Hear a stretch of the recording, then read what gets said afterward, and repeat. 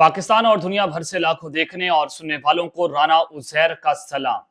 नाज़रीन इकराम, जवाल शुरू हो चुका है और खबरें इस वक्त शहर इक़्तिदार से, रावलपिंडी से, ताकतवरों के शहर से इंतहाई गैर मामूली आ रही है। बहुत बड़ी खबर ब्रेक हो गई है। अलविदा शहबाज शरीफ, वजीर आजम शहबाज शरीफ को फारिग करने का फैसला, और अगला वजीर आजम कौन होगा और अगला वजीर आजम कैसे लाया जाएगा, कौन होने से, ये बड़ा सवाल है कि वो पार्लियामेंट के अंदर से नहीं होगा। खबर क्या आ रही है कि अगले वजीर आजम के नाम को लेकर इस वक्त इंटरव्यूज होना शुरू हो गए हैं, और डिटेल्स क्या है, तफसीलात क्या है, माजरा क्या है, तमाम तर खबरें आपके सामने बमा हकाइक और बमा सबूत रखनी है, जिसने इस वक्त जो है वो वजीर आजम हाउस में हलचल मचाकर रखती है और बड़ा ऐलान बतवक़्क़े है। आगे बढ़ने से पहले आप सबसे मेरी दरख्वास्त होगी कि आपने इस चैनल को लाजमी तौर पर सब्सक्राइब करना है, बेल आइकन को जरूर प्रेस करें, कमेंट सेक्शन में पाकिस्तान जिंदाबाद का नारा कमेंट करना मत भूलिएगा। नाज़रीन इकराम, सबसे पहले मैं इमरान खान के जो साहबजादों का इंटरव्यू है उन पर एक छोटी सी बात करना चाहता हूं, क्योंकि पिछले 2 व्लॉग्स में मैं आपको डिटेल के साथ उनके इंटरव्यू को आपके सामने रख चुका हूं, उसका पोस्टमार्टम हम कर चुके हैं और क्या क्या ऑप्शंस निकल सकते हैं वो सारा कुछ अपने पिछले व्लॉग में आपको बता चुका हूं। अब उस इंटरव्यूज को लेकर, यानी कि पाकिस्तान क्रिकेट बोर्ड, उन्होंने भी स्काई स्पोर्ट्स से जो है वो शिकवा किया, उनको धमकी दी कि हम हमारी टीम मैदान में नहीं उतरेगी, और बीबीसी को भी इंटरव्यूज मिल गए। तो जो बेन गोल्डस्मिथ है, उन्होंने उस इंटरव्यू के ऊपर ये लिखा कि proud of my nephews today, कि मुझे अपने भांजों के ऊपर जो है वो प्राउड है। अब बेन गोल्डस्मिथ जमाइमा गोल्डस्मिथ के भाई हैं। अब ये जो बच्चे हैं इमरान खान के, वो गोल्डस्मिथ खानदान के पास होते हैं। तो उसको लेकर ख्वाजा आसिफ जो है, उन्होंने इसके ऊपर ट्वीट किया है। उन्होंने कहा कि the Zionist lobby is at work, Pakistan is perceived as the threat for its effort to unite the Muslim ummah, there is now an attempt to revive and relaunch the Imran Khan project. उन्होंने कहा कि पाकिस्तान के ऊपर एक बहुत बड़ा हमला होने जा रहा है, ज़ायनिस्ट लॉबी जो है वो उसके हवाले से मुतहर्रिक है, और एक मरतबा फिर से इमरान खान के प्रोजेक्ट को पाकिस्तान के ऊपर मुसल्लत करने की कोशिश की जा रही है।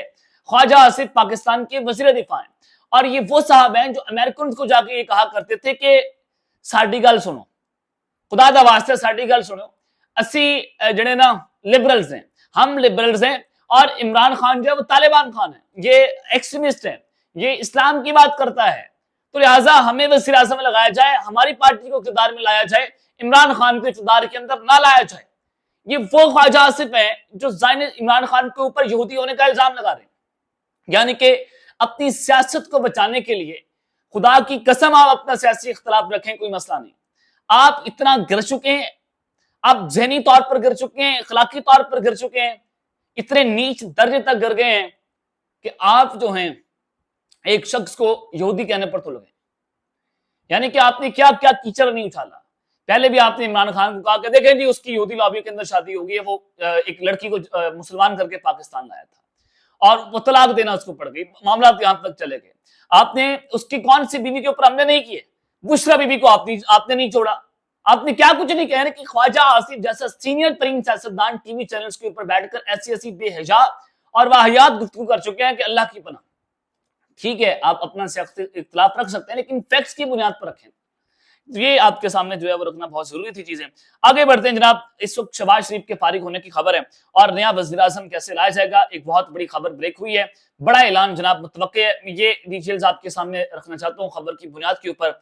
देखें, पाकिस्तान इस वक्त मुल्क जो है हमारा नाजुक तरीन मोड़ से गुजर रहा है, और ये जो डिबेट शुरू होती है ना निजाम वाली, ये तब शुरू हुई जब DCI-SPR ने फैक्ट्री रीसेट होने का कहा कि मुल्क को रीसेट करना है, और फिर मोहसिन नकवी साहब ने कहा कि सिस्टम कोलैप्स कर चुका है, कि तब डिबेट शुरू हो गई कि जनाब अब हाइब्रिड निजाम जो है उसका सवाल शुरू हुआ है, अब इस निजाम को घर जाना पड़ेगा, निजाम गिरने जा रहे हैं।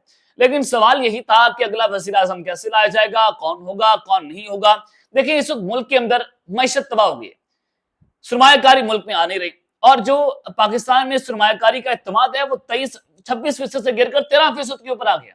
पिछले 18 माह में कोई सरमायाकारी मुल्क से बाहर से पाकिस्तान नहीं आई, बिजली पाकिस्तान में आती नहीं है, लोड शेडिंग इतनी बढ़ गई है कि बिजली आने का नाम नहीं ले रही, और रोजाना की बुनियाद के ऊपर पेट्रोल महंगा हो रहा है, लेवी साहब बढ़ा रहे हैं। अब आपको एक और खबर दूं ना सिस्टम कोलैप्स होने की, कि बिजली सार्फिन के ऊपर 36 36.5 अरब के जो बिल है उनमें इजाफी चार्जेस जो हैं वो डाले जाएंगे सितंबर के बिलों के अंदर। 36 अरब रुपए अब बिजली की मद में पाकिस्तान की आवाम के ऊपर जेबों में डाका मारा जाएगा और डाका मार के जो है वो एक मरतबा फिर से भत्ता लिया जाएगा। जैसे पेट्रोल की लेवीज के ऊपर हम भत्ता देते हैं और ऐसे अब बिजली के ऊपर भी ये टैक्सेस जो है वो इकट्ठे किए जाएंगे।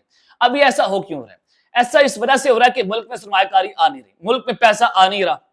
जब मुल्क रेवेन्यू जनरेट नहीं कर रहा तो अवाम की जेबों पर भत्ता यानी कि भत्ता मार ले रहे हैं, ये अवाम की जेबों पर डाका मार रहे हैं और चोरी का पैसा जो है अपनी जेबों में डाल रहे हैं। ये तब इस तरह के जो अमल जो है वो किए जाते हैं जब हमारे मुल्क में सरमायाकारी ना आ रही हो। तो ये खुल्लम खुल्ला मुंह बोलता सबूत है। मुस्तफा कमाल जो है वो आज फ्लोरिडा हाउस के ऊपर खड़े हुए थे, उन्होंने भी मोहसिन नकवी वाली बात की कि सिस्टम जो है वो कोलैप्स कर चुका है। और सवाल यह है कि अगर मोहसिन नकवी साहब खुद आ जाते हैं तो उनके पास कौन सी ऐसी जादू की छड़ी है जिस जादू की छड़ी से वो पाकिस्तान क्रिकेट बोर्ड को ठीक नहीं कर पाए, यानी कि वो हरफन मोला, तो वो कैसे इस सिस्टम को ठीक कर देंगे? यानी कि इस सिस्टम का हिस्सा तो वो हैं, बहुत लंबे अरसे से हिस्से हैं। वो निगरान वज़ीर-ए-आला रहे, पीसीबी के चेयरमैन, फिर अभी तक पीसीबी के चेयरमैन, फिर वज़ीर दाखिला हैं। क्या उन्होंने कर लिया? देखिए, मुल्क की जो सिक्योरिटी की सूरत हाल पर तो अभी भी सवालात उठ रहे हैं कि उन्होंने क्या किया है। तो मैं आपको बताना चाहता हूं कि मोहम्मद मालिक साहब जो हैं वो बड़े जर्नलिस्ट हैं, उनकी जानिब से कहा गया कि जरा पाकिस्तान की ब्यूरोक्रेसी की बेलगाम ताकत का अंदाजा करें कि जब ब्यूरोक्रेट्स की वजह से इस्लामाबाद में पिम्स हॉस्पिटल में 14 मासूम बच्चों की जो जानें जो हैं वो चली गई और कौम जो है वो उसमें सदमे के अंदर है। और वज़ीर आज़म ऑफिस की तरजीह है कि वो अपने साबिक प्रिंसिपल सेक्रेटरी जो है उनको बचाने की हर मुमकिन कोशिश कर रही है, उनके इंटरेस्ट को प्रोटेक्ट करने की कोशिश की जा रही है। और उन्होंने कहा कि एक बावर्दी अफसर जो हैं वो भी इस मामले को उलझाकर उन्होंने रखा हुआ है। तो कहते हैं कि शायद फील्ड मार्शल को इसमें मुदाखलत करनी चाहिए। ज़ाहिर है मुल्क में हाइब्रिड रजीम है तो उसमें मुदाखलत करके इस सिस्टम को उनको रोकना चाहिए, ब्यूरोक्रेसी को जो है वो लगाम लगानी चाहिए। मोहम्मद मालिक साहब जो है वो बात कर रहे हैं। अब आपने इस पूरी सूरत हाल को देखना है। जब मैं आपको जो खबर दे रहा हूँ वज़ीर आज़म वाली, वो कौन है, क्या होने जा रहा है, जनाब आपने उसको देखने से पहले सबसे पहले एक तरफ रखना है आपने मोहसिन नकवी वाला निजाम, फिर डीजीआई एसपीआर की स्टेटमेंट। दूसरी तरफ आपने जनाब रखना है कि 27 सितंबर वाला मामला जो लॉन्ग मार्च है और सुप्रीम कोर्ट का फैसला, और इन सारों को मिलाकर आपने डॉट से डॉट्स कनेक्ट करते चला जाना है। आपको सूरत हाल जो है वो खुद ब खुद ओपन होती हुई दिखाई देगी कि अब बेसिकली मुल्क में क्या होने जा रहा है।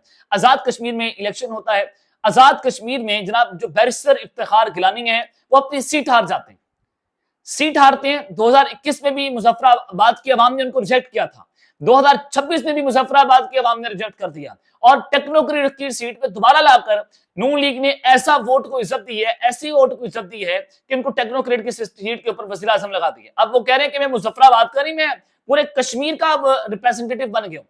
अपनी सीट ये शख्स जीत नहीं सका और ये कश्मीर की आवाज बनने चला है। तो आजाद जम्मू कश्मीर के में जनाब टेक्नोक्रेट फार्मूला जो है वो लगाया गया है, लेकिन नून लीग बज़ाहिर समझ रही है कि हमने अपने आप को सेव कर लिया है, शायद वो मिस कॉलें दे रही है एस्टैब्लिशमेंट को अपने मामला तय करने के लिए। लेकिन ये टेक्नोक्रेट सेटअप जब आप इसको मामूली ना लें, होने क्या जा रहा है अब जरा सुने कि नवाज शरीफ साहब ने वोट को इज्जत तो दे दी है टेक्नोक्रेट सेटअप लगाकर। अब शाह गुलाम कादिर जो है उन्होंने वोट नहीं दिया, वो नून लीग के सदर है, लेकिन राजा फारूक हैदर साहब जो बड़े बड़े चलते हैं दबे पाँव, कोई जाग ना जाए, कल वो बयान दे रहे थे, तो उन्होंने वोट जनाब दे दिया है। अब इस वाक्य को जनाब जोड़ा जाए आजाद कश्मीर वाले सूरत हाल को कि वफाक के अंदर भी टेक्नोक्रेट सेटअप जो है वो लाया जा सकता है। इसके ऊपर भी डिस्कशन डिबेट जो है वो की जा रही है। टेक्नोक्रेट सेटअप उसमें कौन कौन से टेक्नोक्रेट आ सकते हैं, क्योंकि 15 साल का सेटअप के बर्बाद है कि 15 साल निजाम चल रहे हैं। क्योंकि मुल्क में जो पार्लियामान निजाम है, पार्लियामानी निजाम के ऊपर ये डिबेट हो रही है कि जो हर 5 साल बाद इलेक्शन होते हैं, इससे मुल्क जो है वो खतरनाक मरहले में चला जाता है, मुल्क में पॉलिटिकल इंस्टेबिलिटी आती है। तो अब मुल्क में पॉलिटिकल इंस्टेबिलिटी नहीं है, हमने इसको स्टेबल करना है, तो टेक्नोक्रेट सेटअप लाया जाए, वोट ना डाले जाए। ये इसी तरह से हम एक रेफरेंडम करवाएंगे और रेफरेंडम करवाकर हम जो है वो इसी तरह के सिस्टम को चलाएंगे। तो टेक्नोक्रेटिक सेटअप जो है उसकी बाज़ है और किसी टेक्नोक्रेट को वज़ीर आज़म लगाया जा सकता है। तो क्या मोहसिन नकवी साहब को टेक्नोक्रेट की सीट पर वज़ीर आज़म लगाया जाएगा तो क्या हो सकता है? इसके ऊपर जनाब डिबेट जो है वो जारी है। अब देखते हैं कि नवंबर यानी कि 15 सितंबर से लेकर और ये 15 नवंबर तक ये सारी चीजें आपके सामने खुलकर सामने आ जाएंगी। 15 नवंबर से पहले पहले इस मुल्क में कुछ अहम फैसले होने जा रहे हैं। अब तक के लिए इतना ही, अपना ख्याल रखिएगा और इस चैनल का आप लाज़मी तौर पर ख्याल रखना। लाने के बाद पाकिस्तान जिंदाबाद।